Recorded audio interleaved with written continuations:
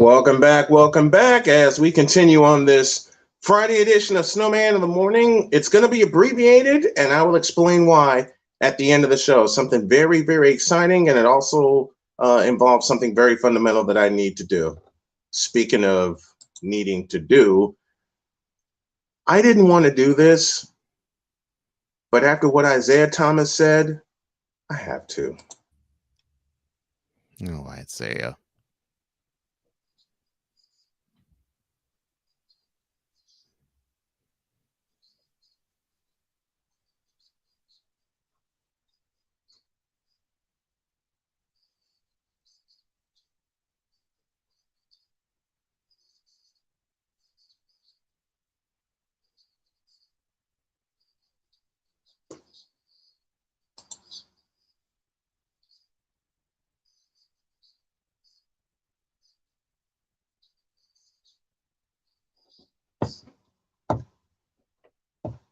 Isaiah Thomas, what the hell were you drinking? That's what I want to know. Well, What the hell were you drinking? Now, as a player, love Zeke. Okay, love him. All right. Number 11 struck fear in the hearts of other players, and because of his adept skill, he doesn't strike fear as an analyst. He strikes confusion, which leads back to my original question of what the hell were you drinking, Isaiah Thomas? Haterade. Haterade is the answer I'm getting. Gulping. Now, would you do me a favor and repeat the oh dear God, I can't believe it. Would you repeat the frivolity that he said? Sure, no problem. So Zeke / Isaiah Thomas / the former Piston, now Hall of Fame point guard. And well deserved. Well deserved. All those honors well deserved. And champion. Well deserved there too. He was on First Take, and I think he was on First Take for a prolonged period of time yesterday. And they had a discussion. And they talked about if LeBron James were to be the most prolific scorer in the history of the game, would he or should he be considered the greatest player of all time? And Mr. Thomas said, quote, if LeBron passes Kareem, you have to anoint him the greatest player of all time.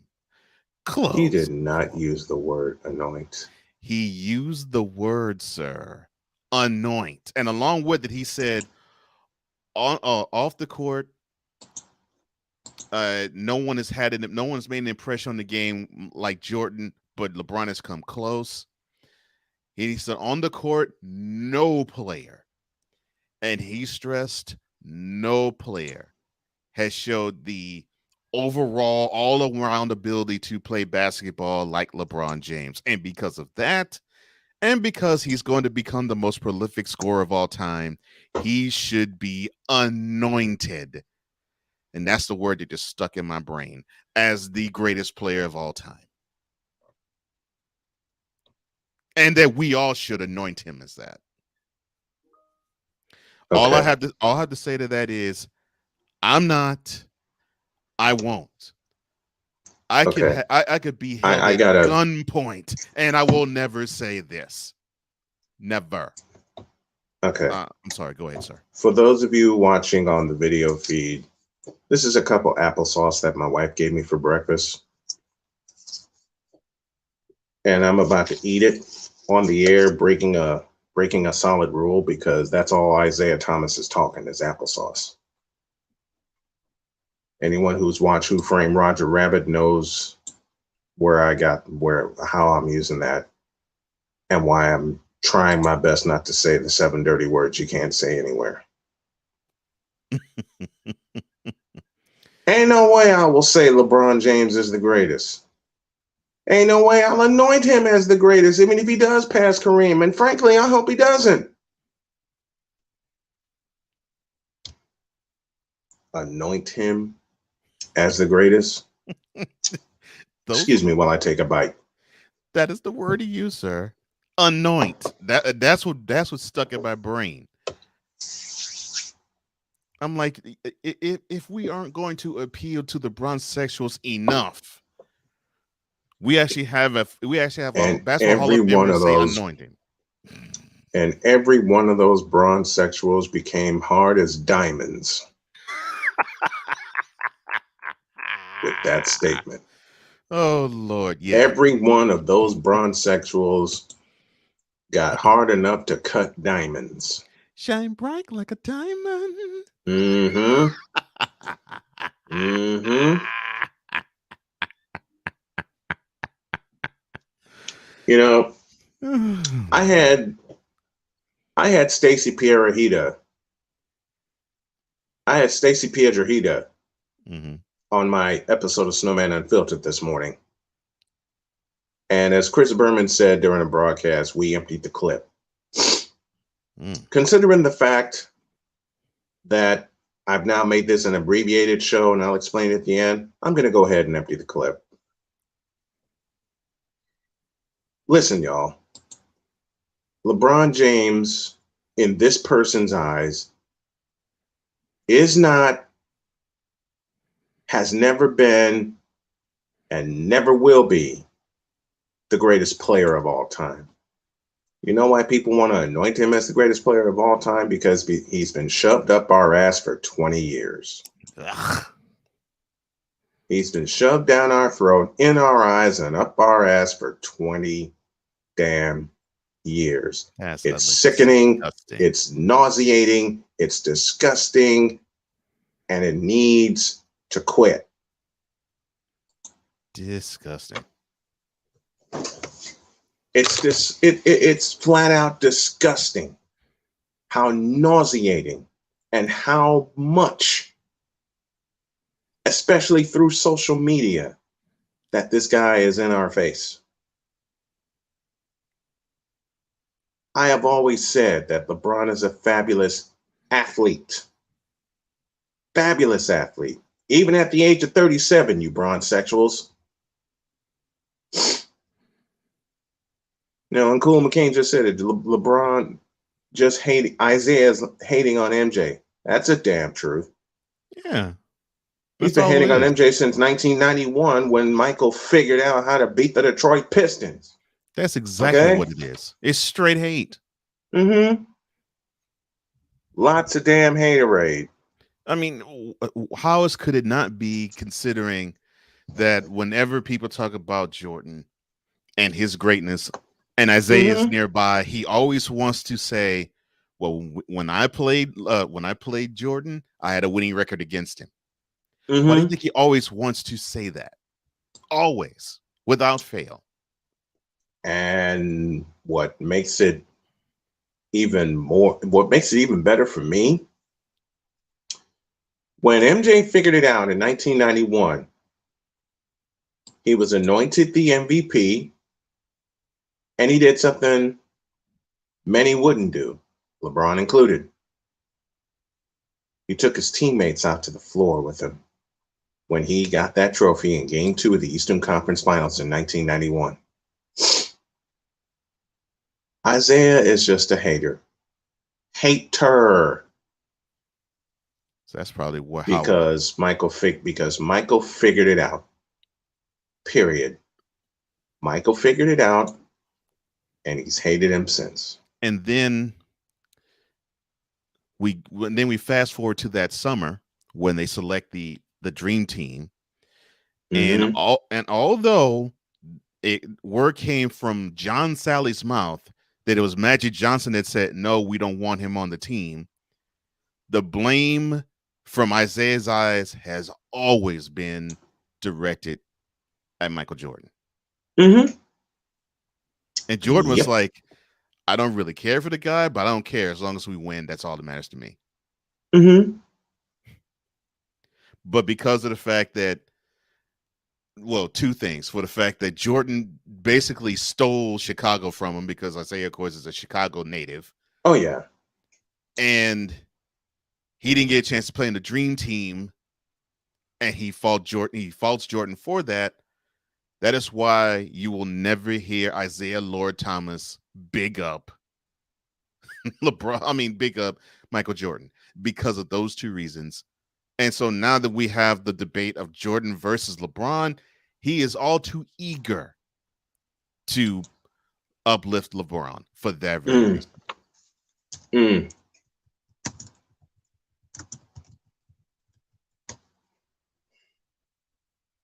You see, Bronsexuals, you got two champions in Isaiah Thomas and one Kendrick Perkins, who cater to you guys and again make you as hard as diamonds. And also make you drool in delight when the member is in your face. There's only so much of that to go around. But for that word anointed to come out of Isaiah Thomas's mouth, you would think that he was slobbering also. And he straight up slobbered when he used the word, the sentence, "We must anoint him the greatest of all time." That is some grade A homogenized Holstein bullshit if I ever heard it. I wish I passed you that video yesterday. I saw it. I unfortunately saw it. Oh my gosh. And I said some things that I will not repeat here. I said some things I will never repeat aloud. But I said them. So, you know, in an old black neighborhood, they say your black card just got checked. Yeah. Well, Isaiah Thomas and Kendrick Perkins, your analyst card just got checked. What'd you do? Meet him in the back of a club or something? Pay your homage to him and pay your homage to him and say, look, we're going to keep lifting you up until the scepter of Jordan is erased. Well, guess what? It ain't going to be erased ever. It's not going to be removed ever. Well, add Dwayne Wade to your list. Not saying that he talks bad about Jordan because he believes Jordan is the greatest of all time, but he believes that as time goes on, people will forget how great Jordan was. Baloney. And I agree with you. That's exactly what I said. Baloney. You don't forget that greatness. Just like you don't forget the greatness of, and this is for you, Nolan Ryan, Doc Gooden, Randy Johnson, Steve Carlton, Ken Griffey Jr., Frank Thomas, Darryl Strawberry, Reggie Jackson. You don't forget that greatness. Just the same, you don't forget the greatness of Michael Jeffrey Jordan. Magic, Bird, Moses, Iceman, Alex English, Walter Davis, Scottie Pippen, James Worthy. You don't forget that greatness. Over time, we'll forget the greatness of Michael Jordan? Wrong answer. That's why I said, and I will always say, the best slam dunk contest was 1988. 2016 didn't top it. 2003 came close, but it didn't top it. 87 and 88 are my two best slam dunk contest competitions of all time. with 86 being a close third. With 86 and 85 both being tied for a close third. Hot Rod Hundley covered 1985. But to end this Bronsexual confession of frivolity, Isaiah Lord Thomas, ain't no way that Bron will be the greatest of all time. I will not say it. Cole Johnson will not say it. And there are quite a few of us who will not say it ever. Why? In 3 words, and you know them well, partner, we've seen better.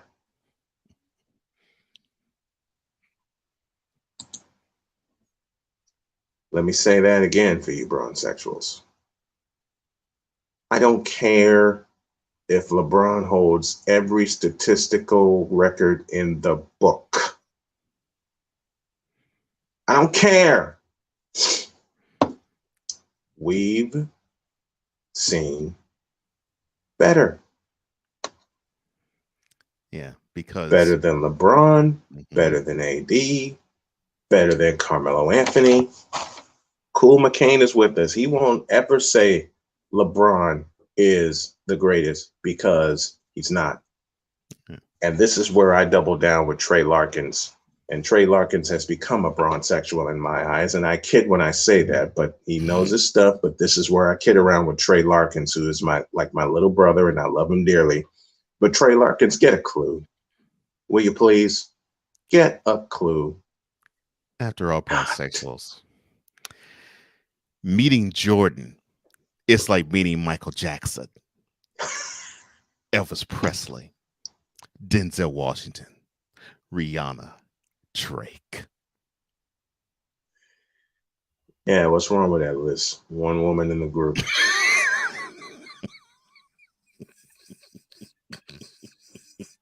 And for that matter, it's Rihanna.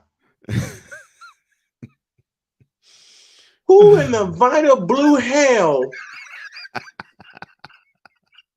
I mean, you want to meet some great women, yes, but you only put one woman in that list of. Yeah. Oh hell! You put one woman in that list of men, and you say meeting LeBron is like meeting all those guys. Listen, in 4 words, I met Michael Jordan. Oh Lord! Accidentally, yes. And I got to put this comment up. Bronsexual tried to tell me Lakers' problems aren't LeBron's fault. Oh my God, cool. You made me laugh hard with that. I'm going to leave this up here for a minute. No, yeah, leave it up there. I'm going to leave this up here for a minute. Let me read it again. Let me read it again. Oh my. A Bronsexual tried to tell me Lakers' problems aren't LeBron's fault. Because with you, bro, I'm shaking my head too. Okay. Oh my. Mr. McCain, I love the fact that you're tuning in. I have a question in return. You know what? I'm going to retract it. I'm not only going to retract it, I'm going to answer it. Because the question went, who the would say such a thing? And your first word answered it. Of course. Yes, a Bronsexual. Because they believe LeBron is greater than the Lakers. They wholeheartedly believe it. And what state are they in right now? And what's the state of affairs that the Lakers are in right now? They are fighting for their play-in lives. Now, it's unfortunate that the Trailblazers ran into a red-hot Golden State Warrior team last night. Ooh, Man, yeah, they got trounced.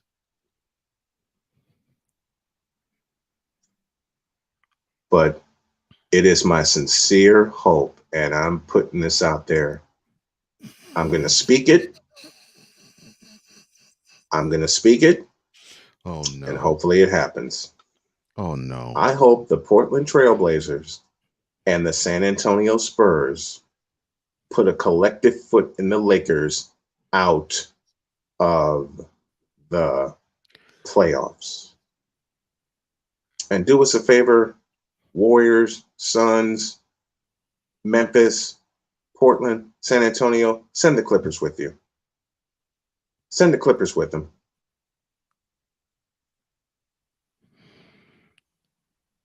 The Lakers is not LeBron's fault. It's been LeBron's fault since he signed the contract in 2018. I'll say it again. I will say it again.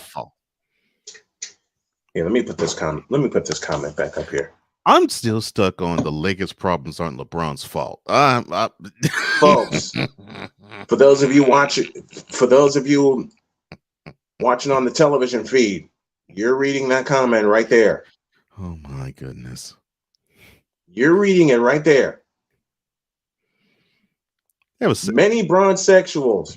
No, change that word. Most bronsexuals. Most, for sure. Think LeBron is absolved of these problems when he caused them. Oh my gosh. Say that part for me again, will you please? What, that most bronsexuals think that he is absolved of all problems when he's the cause of them? Correct. See, I'm taking a drink. I know in the honor of Cool McCain, who's bringing it with us like he did yesterday on the air. I know you didn't have that, bro. I know that, man.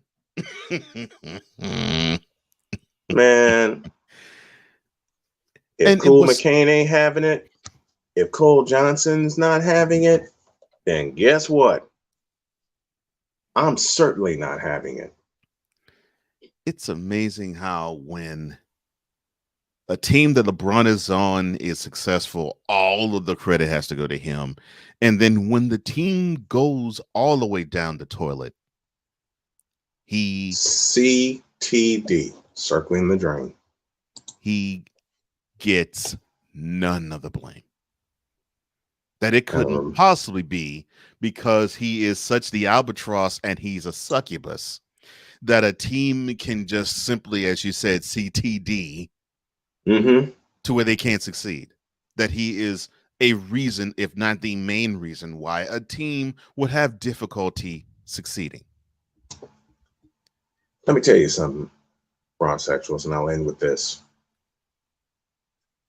LeBron deserves the blame for his 20-year career being in the shitter. Now, I know I'm going to catch hell for that, but I'll say it again, and I'll say it loudly. LeBron deserves the blame for his 20-year career, no matter how many records he holds, being in the shitter. Why? For the simplest of fundamental reasons. His game never, what's the word I'm looking for? Evolved.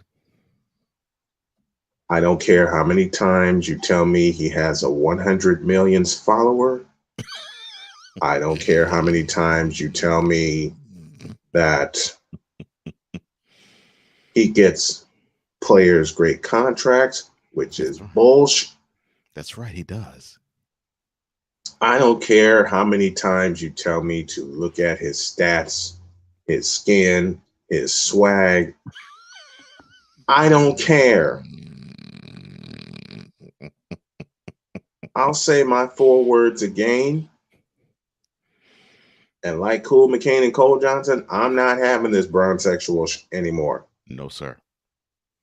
LeBron is the blame for his entire 20-year career because the NBA was handed to him at an early age when he came into the league, illegally drafted by Cleveland, by the way. But no one wants to talk about that because remember, he got drafted in the midst of a controversy. So, I was thinking about this. Mm-hmm. So I guess bronsexuals, I guess bronsexuals are right, considering how teams look after they're drafted versus before. Yep. And how teams look after LeBron as opposed to before. I guess bronsexuals are right because he does indeed change lives. Yeah, he changed lives, all right. Just ask Kevin Love. The con man, Michael Concesio. LeBron pushed for Westbrook and now wants Westbrook out. You saw how quick it was, right? How did the Lakers get Westbrook? He made Thompson a lot of money. That's the truth. And Tristan Thompson, Tristan Thompson. He's in Chicago now. Yeah. He's in Chicago, and I hope finally Tristan Thompson's career gets back on track playing under Billy Donovan because he didn't do a blank thing under LeBron. Not a thing.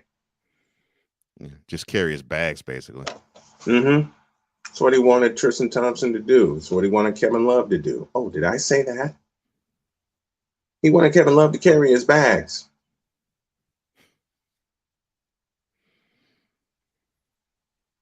So LeBron James, and to you bronsexuals,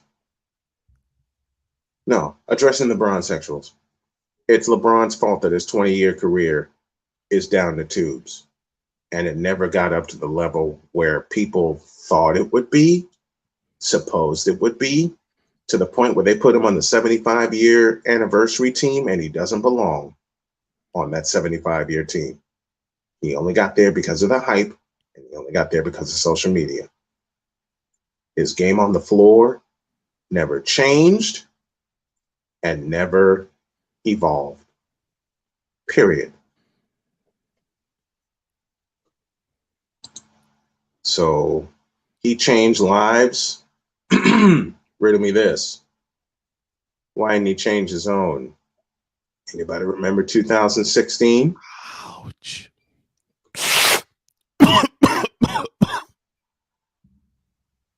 Oh, and by the way, bronsexuals, it ain't the first time that's happened. It's some good.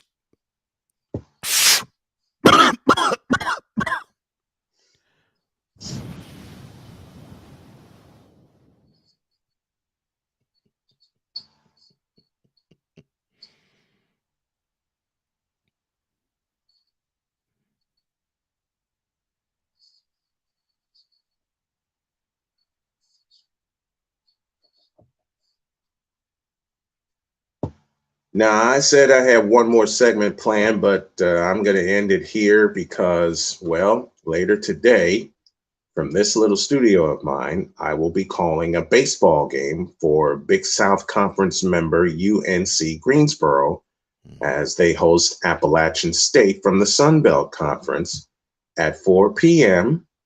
And I am going to get some breakfast and I'm going to get some more sleep because I know I'm excited as hell.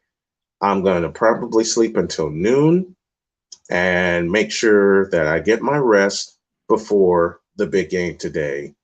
And I got the call yesterday. And thank you to Cody and to Jessica and everyone at UNCG. Thank you to Ty Collins as well that saw old Snowman needed an opportunity and we're going to give it to him.